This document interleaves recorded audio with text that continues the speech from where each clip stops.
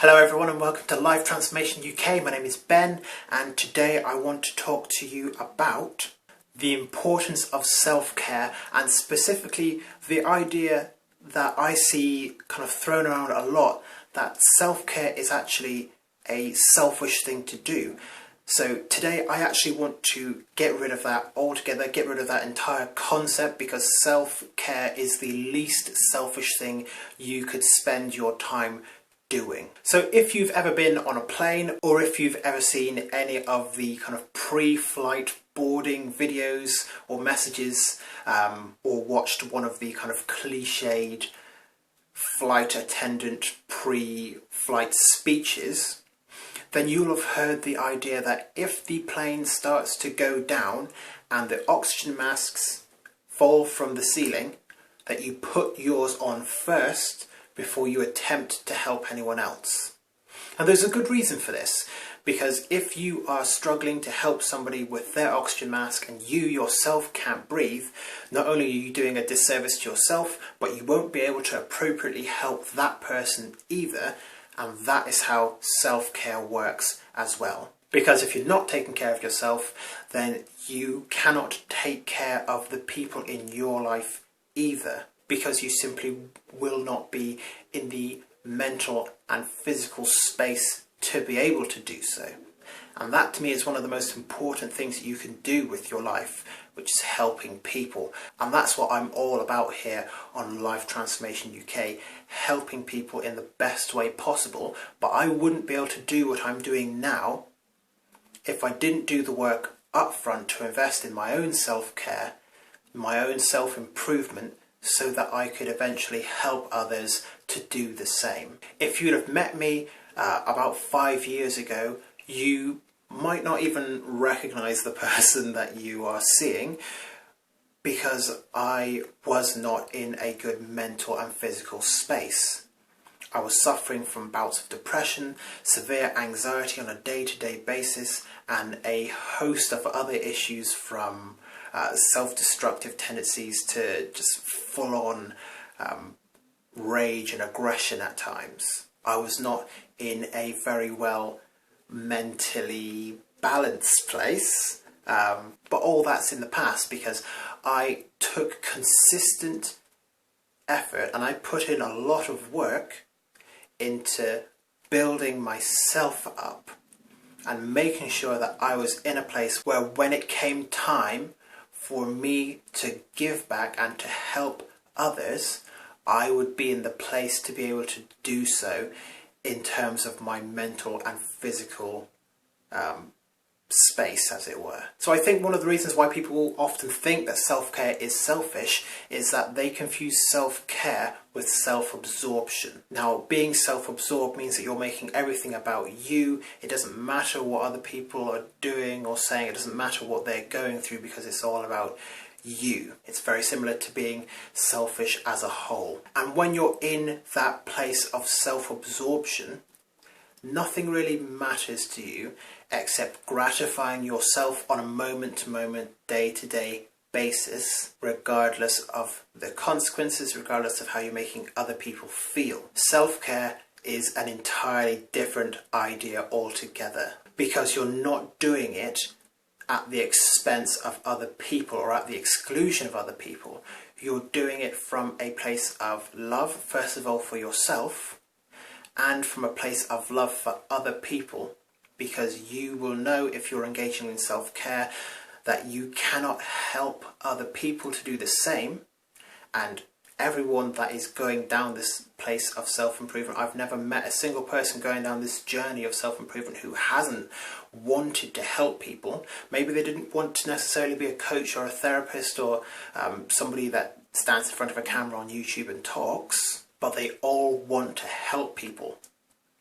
And that is one of the main reasons that they invest in their self-care, because they care deeply for others, and at a certain level there is a love for the entire world there that they want to share. And self-care is an amazing way to get yourself to a place where you can do that. Self-care was an absolutely huge part of my fight to overcome my own mental health issues. when I started going to therapy and when I started really engaging with the self-improvement materials that I was learning from, that I was reading, that I was working with every single day, and when I started to change my habits and change my routines, that was when life started to get better for me a lot quicker. So self-care is in fact one of the least selfish things that you can do, because you're oftentimes doing it so that you can get yourself into the position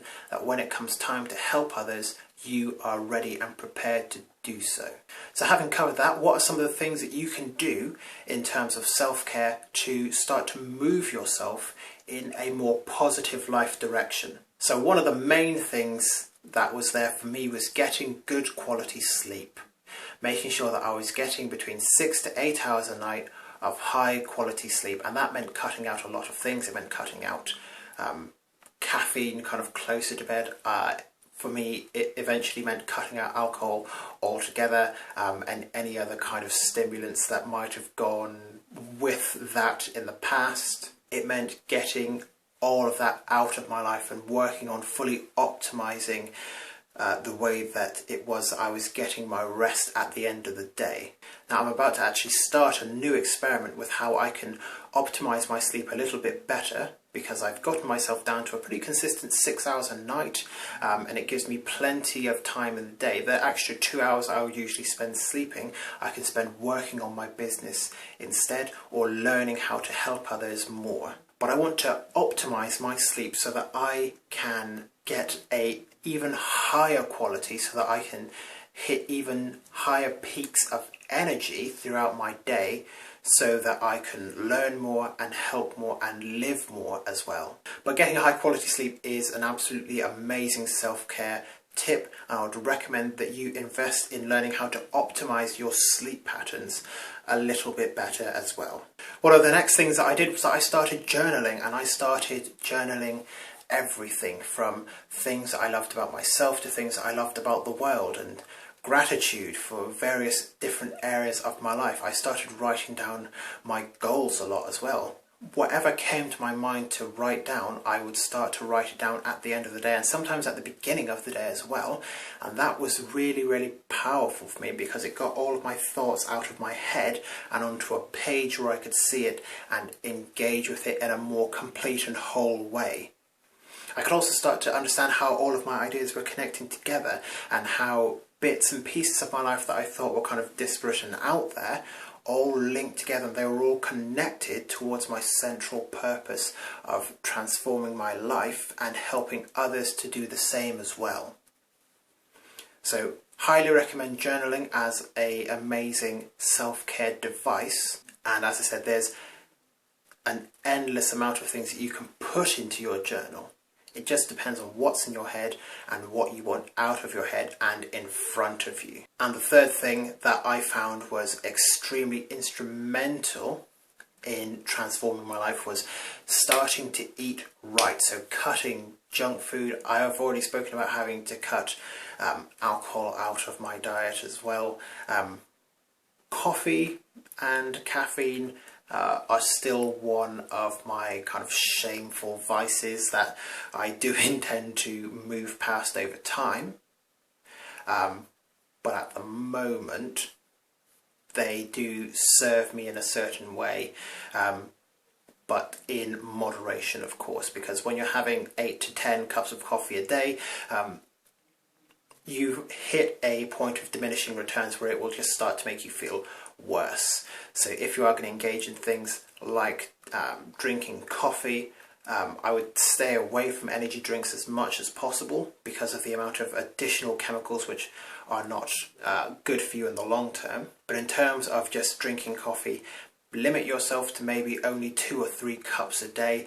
The less you can drink, the better, and also the greater effect it will have on you as well when you start to reduce the amount and reduce your dependency on it, and it also kind of reduces your tolerance to it as well. Like when you take a break away from drinking, let's say for a month, and you start drinking again and you find yourself getting intoxicated a lot quicker. Coffee will do the same thing. As you bring down the amount of coffee that you drink, or maybe if you even take a week off, you'll find its effects much more potent the next time that you drink it, or at least that has been my experience and the experience of other people that I've talked to. But making sure that you're eating right, that you're getting the right foods into your diet. I like to cut out as much carbohydrates as I possibly can and focus on eating, if I do have to eat any carbohydrates, it's usually healthy plant-based vegetables for the most part. But I eat a lot of proteins, a lot of meats, and a lot of healthy fats as well, and that gives me a lot of energy to get through my day. You've got to do obviously what works best for you in terms of eating right, but maybe spend some time researching some of the foods that will be bringing down your energy. Find out what works for you and keep at it consistently.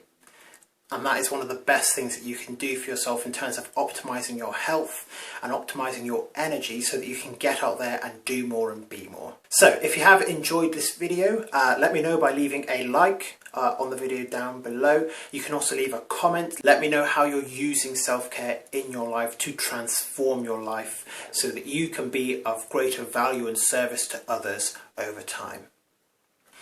If you have found this content useful, make sure to subscribe to the channel to get access to more content like this on a regular basis. And I look forward to seeing you in the next video very soon.